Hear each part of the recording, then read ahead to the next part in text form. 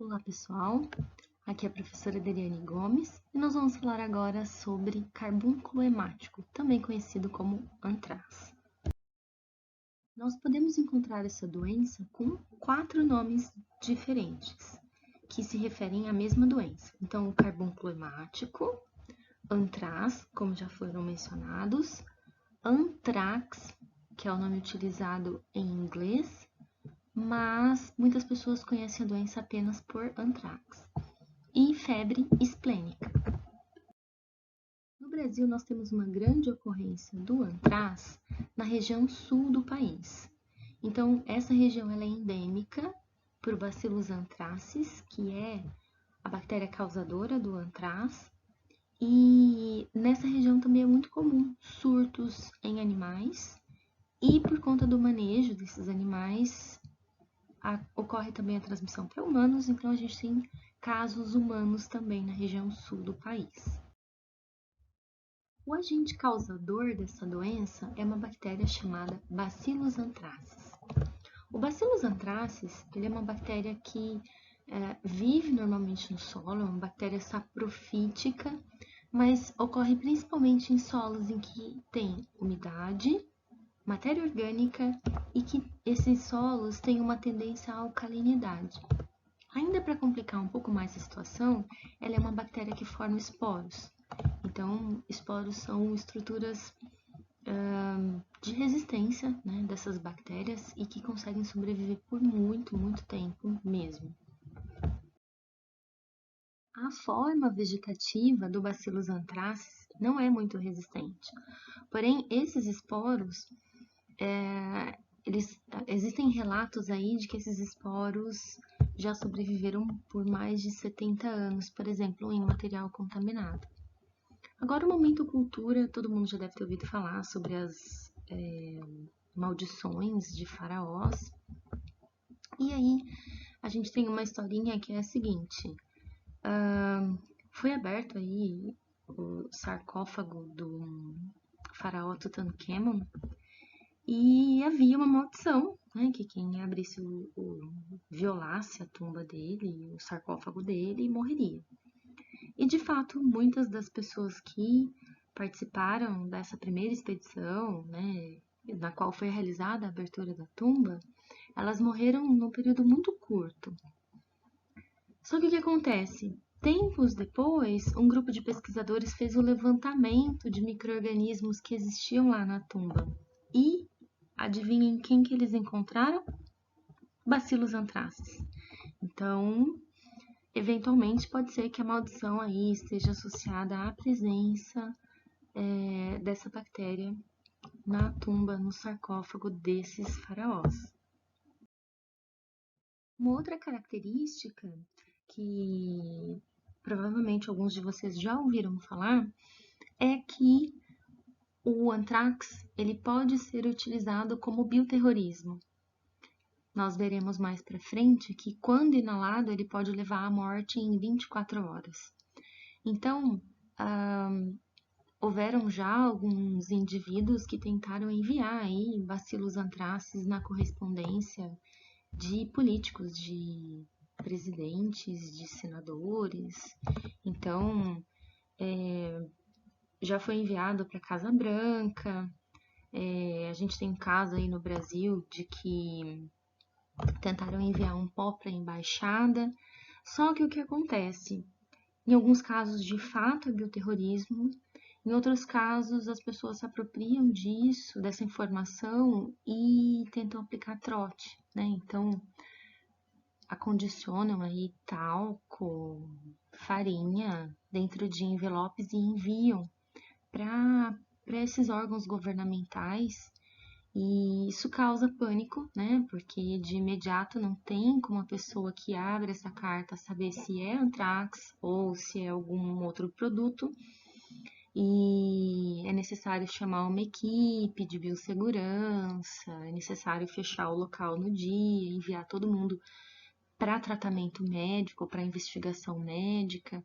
Então, vocês já devem ter ouvido aí alguma notícia envolvendo o anthrax em anos anteriores. Quando ocorrem surtos, é muito comum que o proprietário já encontre os animais nesse estado, né? Que os animais já sejam encontrados mortos, porque a ação dessa bactéria ela é bastante rápida. Mas o que acontece? Quando o animal morre, existe uma proliferação muito grande dessas bactérias e aí elas acabam sendo eliminadas em todos os líquidos orgânicos desse animal. Então, todos os líquidos que ele elimina, eles estão muito ricos em bacilos anthracis, né? Incluindo fezes, urina. E com isso a gente tem um aumento da contaminação do solo. Então, isso representa aí mais um problema para o produtor. Essa grande quantidade de bacilos que está sendo eliminado, quando eles entram em contato com o ar, eles esporulam. E aí eles acabam contaminando todo o ambiente. Se eles encontrarem um solo com condições adequadas, então com umidade, com alcalinidade, essas bactérias assumem sua forma vegetativa e dão origem a uma nova geração de bactérias. E, claro, né, persiste aí, perpetua a contaminação desse solo. O que acontece então? Tenho solos contaminados, tenho aguadas contaminadas, fontes de água contaminada, e aí essas são as principais fontes de infecção para o restante do rebanho. Pode acometer bovinos, pode acometer ovinos e pode acometer equinos, inclusive quando esses equinos estão transportando, por exemplo, materiais, subprodutos, né? Dos bovinos, como por exemplo o couro. Então vejam bem, imaginem aquela cena que nós acabamos de ver, em que o proprietário acorda e encontra 20 animais mortos. O prejuízo é muito grande. Então, alguns desses proprietários, na tentativa de reduzir esse prejuízo, muitas vezes removem o couro dos animais para tentar vendê-lo. E aí, os equinos que estão fazendo o transporte desse couro, eles podem se infectar também. De modo geral, agora voltando a falar dos ruminantes, é uma doença muito comum em animais que são mantidos em regime de pasto, né? Em animais confinados, é mais raro a gente ter surtos de carbúnculo hemático ou antraz. Em ovinos, acontece uma forma adicional de contaminação. Bom, os ovinos de lã precisam ser tosquiados. E durante a tosquia, o que o proprietário acaba fazendo, né? Quando ele faz a tosquia a pasto, ele faz a tosquia, coloca a máquina de tosquia no chão. Então, essa máquina se contamina e ele vai tosqueando esse animal, né? Como o animal eventualmente não para quieto, pequenas lesões são realizadas na pele desse animal. E através dessas lesões, a bactéria consegue atingir, então, o interior do organismo desses animais. Também é comum em ovinos contaminação através aí de mangueiras, de banheiros, né, que eles estão contaminados com esses esporos e aí o animal se infecta ao frequentar essas regiões. Uma forma adicional de infecção acontece através dos tabanídeos ou das moscas dos estábulos, das Stomoxys calcitrans. Esses insetos, eles têm a capacidade de funcionar como vetor mecânico e aí, uma vez que eles pousaram sobre um animal infectado, eles conseguem transmitir para um outro animal ou mesmo para o homem até 4 horas após eles terem se alimentado de um animal com bacteremia, tá? Então, em regiões em que estão ocorrendo surtos de antraz, surtos de carbúnculo hemático, é importante combater esses insetos, porque eles são importantes fontes de transmissão. A principal forma aí de infecção do homem é através do contato direto com esses animais infectados. Normalmente isso acontece quando um funcionário vai, por exemplo, remover carcaças após um surto, né? Alguns animais, às vezes, ele pode ainda encontrar com vida, porém esse animal também vai transmitir o Bacillus anthracis para o homem. Então, é importante, nós vamos ver depois na profilaxia, que isso seja feito utilizando aí equipamentos de proteção individual. Bom, a grande maioria dos mamíferos pode ser acometido pelo Bacillus anthracis, mas a gente tem uma diferença de susceptibilidade dependendo da espécie. Além disso, existem 3 vias importantes de penetração do agente: via digestória, via respiratória e via cutânea. E cada uma dessas vias apresenta aí um grau de patogenicidade diferente. Claro que a gente não pode descartar que o status imunológico do indivíduo acometido é importante também para a manifestação da doença. Então, vejam bem, eu mencionei agora há pouco que existem diferenças de susceptibilidade. Os mais suscetíveis, né, as espécies mais suscetíveis ao antraz são os herbívoros, são os ruminantes, seguido dos suínos, por fim seguido do homem, e por último nós podemos encontrar aí os carnívoros, que são um pouco menos suscetíveis ao carbúnculo hemático. Uma coisa que é importante a gente levar em consideração é que a gente tem essa susceptibilidade de espécie, mas a gente não tem uma diferença de susceptibilidade em relação a sexo, idade ou raça. As aves, elas são as mais resistentes à doença, né? Elas são praticamente refratárias, porém, eventualmente, a gente pode observar alguns casos que são fatais em aves, e elas acabam apresentando nessas condições uma baixa temperatura corporal no momento da morte, tá? O que vocês vão perceber que é diferente do que acontece com os mamíferos. Em relação à sintomatologia do carbúnculo hemático, nós podemos observar que ele se apresenta de 3 formas. Ele pode se apresentar de 3 formas nos animais. A primeira delas é chamada de forma superaguda, e essa forma superaguda, normalmente ela comete bovinos e ovinos, e dificilmente o animal é encontrado com vida, né? Normalmente o brevetário já encontra esses animais mortos no pasto. É uma morte muito rápida, né? Então, assim, dura poucas horas. E o que se observa é que esse animal, quando ele ainda é encontrado vivo, ele é encontrado agonizante, já próximo do momento da morte, mas são observadas aí algumas hemorragias nesses animais.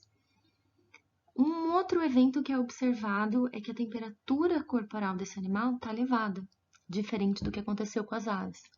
Então, nesse caso, como eu tenho um aumento da temperatura, mesmo após o óbito, o processo de putrefação desses cadáveres ele é mais rápido do que em outras causas de morte. Então, normalmente o animal é encontrado já morto no pasto. A gente tem a forma aguda. Na forma aguda, ela é comum a ocorrência dela em bovinos, pode acontecer em equinos também. E como o animal sobrevive um pouco mais, ele pode sobreviver de 24 a 48 horas, nós conseguimos observar melhor alguns sintomas. Como, por exemplo, congestão, né? Então, a gente consegue observar vermelhidão, né, em órgãos quando a gente faz a necrópsia. O aumento de temperatura, então a hipertermia é bastante observado nesses animais. Esses animais apresentam um edema pulmonar bastante intenso, as mucosas ficam cianóticas, eles têm uma dificuldade respiratória bastante acentuada, então a dispneia é bastante acentuada, e são observados edemas por todo o corpo. Por fim, esse animal ainda pode apresentar alguns digestivos e ele vem apresentar coma e óbito em no máximo 24 a 48 horas. Então, observem que ainda assim é bastante rápida a morte. Observem, né? Isso aqui é uma imagem de um pulmão. Para quem está acostumado a acompanhar ou a realizar necrópsias, o pulmão ele tem aí uma coloração rósea, né? Ele não é tão avermelhado, então essa vermelhidão nos mostra aí o quanto esse pulmão está congesto. E nós temos ainda a forma subaguda. Nessa forma subaguda, o animal pode sobreviver aí de 48 a 72 horas. Normalmente é a forma que ocorre em suínos. Muito raramente, equinos e bovinos sobrevivem esse período todo. Nesses animais, a gente observa febre, dificuldade respiratória, alguns deles podem apresentar edema de glote e ainda alguns transtornos digestivos, como, por exemplo, diarreia sanguinolenta. Tá? É muito característico dessa doença hemorragias generalizadas aí por diversos sistemas do corpo. Em locais que são endêmicos para carbúnculo hemático, ou seja, que tem uma ocorrência frequente da doença, os veterinários acabam fechando os diagnósticos de forma presuntiva, então associando os sintomas com o histórico da propriedade, né, no qual normalmente já ocorreram outros surtos em períodos anteriores, mas o diagnóstico definitivo ele é feito através de um exame de necrópsia, né, no qual são coletados fragmentos dos órgãos do animal acometido e são enviados para um laboratório de bacteriologia para o isolamento e identificação do Bacillus anthracis. A identificação, no caso, através da caracterização bioquímica desse bacilo. Existem outros testes que podem ser realizados, como, por exemplo, a inoculação em animais de laboratório, ou teste de colar de pérolas, ou ainda o uso de bacteriófagos. O que nós podemos fazer, então, para prevenir a ocorrência dessa doença? Então, a primeira coisa que pode ser feita é a destruição aí das carcaças de animais que tenham vindo a óbito por conta do carbúnculo hemático. Por que é interessante a gente incinerar, né? Destruir essas carcaças? Porque, como eu mencionei para vocês, todos os líquidos que estão sendo eliminados dessa carcaça, eles estão ricos nesse bacilo. E nesse caso, eu aumento a contaminação do solo, deixando esse animal no meio do pasto para entrar em processo de decomposição. Claro que alguns cuidados precisam ser tomados nesse momento, né? Então, não adianta eu simplesmente sair arrastando esse animal pelo pasto, distribuindo bacilos por todo o pasto até chegar num local onde eu possa incinerá-lo. Eu preciso tomar algum cuidado, então, forrar aí a carretinha que vai ser utilizada para carregar essas carcaças com uma lona, e aí no momento de incinerar, eu incinero a lona junto. Vocês podem mencionar então, então por que eu não incinero o animal no mesmo local onde ele veio a óbito? Porque eventualmente eu posso colocar fogo no pasto como um todo, né? Então, assim, posso incinerar ele no local? Posso, desde que eu tome esse cuidado aí de não causar um incêndio no momento de incinerar esse animal. Um outro cuidado importante, e agora cabe única e exclusivamente a nós, médicos veterinários, no momento em que eu for fazer necrópsia, eu tenho que tomar muito cuidado para não sair esparramando Bacillus anthracis pelo solo. Então, novamente, eu posso forrar o local da necrópsia com uma lona, com sacos de lixo, e aí eu evito a contaminação do solo no momento da necrópsia. Claro, né, não basta eu proteger o solo, nós temos que nos proteger também, então utilizar aí equipamentos de proteção individual, luvas, aventais, máscaras, para evitar aí, a infecção por Bacillus anthracis.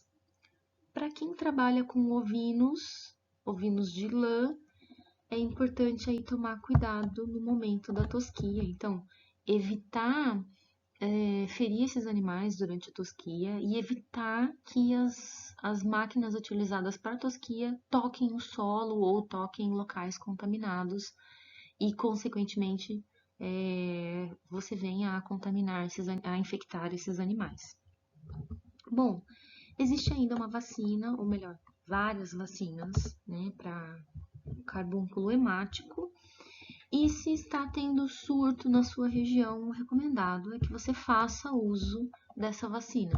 Se você teve surto na sua propriedade, é recomendado também que você faça uso dessa vacina, pelo menos aí por 2, 3 anos após o surto, porque você tem o micro-organismo no solo, então possivelmente novos surtos podem ocorrer. Aqui nós temos um exemplo, né, duas vacinas que Emavac e a anticarbunculosa, que contemplam o carbúnculo hemático, então que podem ser utilizadas em casos de surto ou em casos de prevenção. Pessoal, essa é uma reportagem que uma propriedade foram realizar a vacinação para carbúnculo hemático e 30 minutos após a aplicação, 43 bovinos vieram a óbito. Não vem ao caso agora a gente discutir o que pode ter causado isso. Diversos fatores podem ser levados em consideração, inclusive a conservação dessa vacina, mas é bem provável que essa vacina não tenha sido bem acondicionada e por conta disso ocorreu aí uma reversão de virulência dessas bactérias que eram atenuadas e readquiriram a sua virulência, voltaram a ser patogênicas e nessa propriedade aconteceu um surto aí iatrogênico causado pelo homem após a aplicação da vacina. De modo geral, pessoal, a ocorrência de casos humanos é muito mais frequente em indivíduos que lidam diretamente com animais, né? Então, que lidam com animais infectados, eventualmente aí indivíduos que tiveram contato ou ingeriram carne infectada ou que tiveram contato aí com peles infectadas. Normalmente, as vítimas de carbúnculo hemáticos humanos que apresentam carbúnculo hemático são pessoas aí que manipulam animais ou manipulam produtos de origem animal. Aqui nós temos um esquema que ilustra as principais formas de transmissão do Bacillus anthracis. Então, a primeira delas é através da inalação, a inalação dos esporos de anthrax.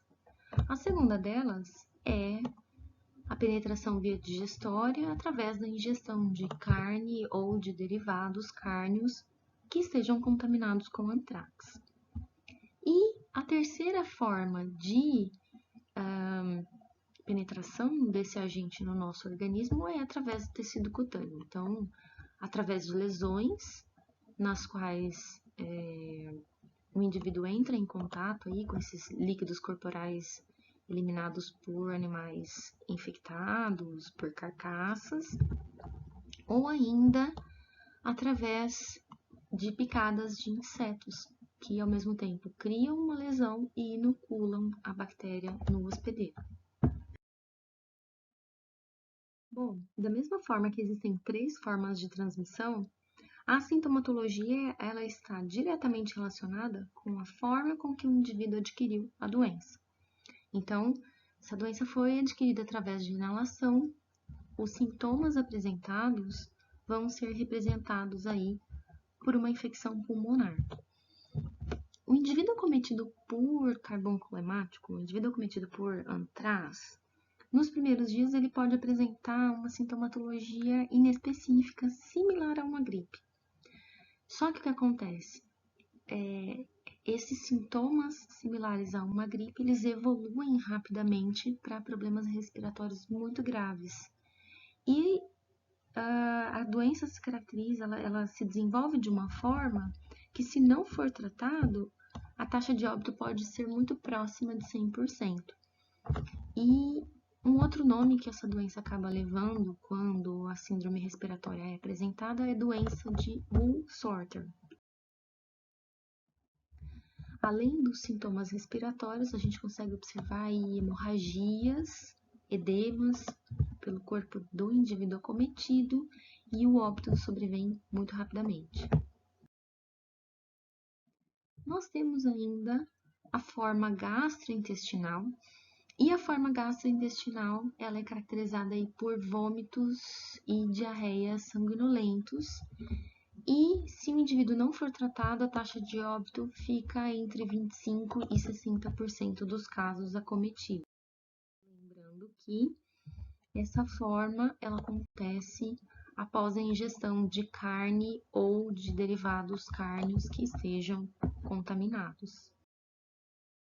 E a forma cutânea, que é a forma mais comum que nós temos, é a forma que mais ocorre em indivíduos que manuseiam, né, que lidam com o animal, mas ainda assim, costuma ser uma lesão bastante característica. Essa lesão, ela se caracteriza por um ponto negro central.